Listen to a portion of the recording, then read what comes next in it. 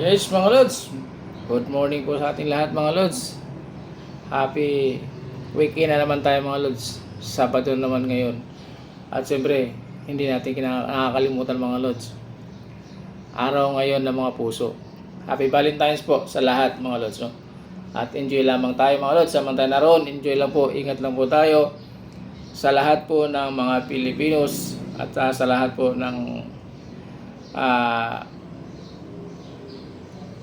sa lahat po ng araw ng kaarawan natin ngayon, ng araw ng mga puso, mga Lods. Yan.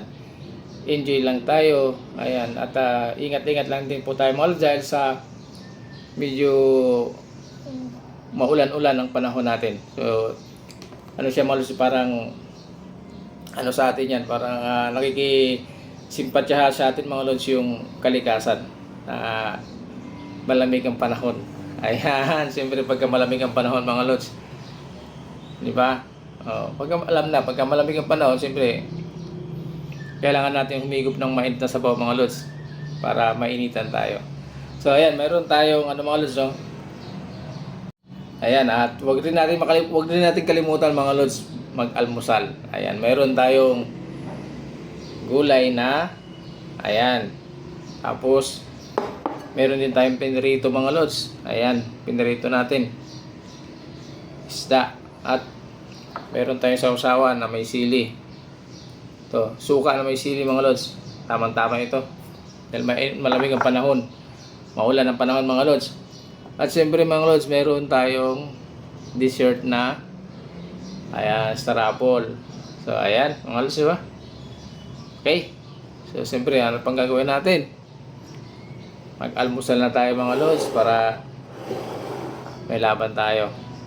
Okay?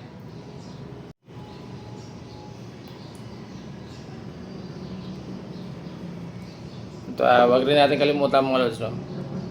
Bago kumain, siyempre, wag natin kalimutan magdasal at manalangin, magpasalamat sa biyayang binigay sa atin ng Panginoon sa araw-araw. So, yun, mga Lods, no? Wag natin kalimutan yun. So, let's pray tayo, mga Lods, pero off cam lang muna tayo, mga Lods, no? Okay? Ayan na. Ayan. Ayan, ito na. Buksan na natin, mga Lods. Yung ating dito. Okay?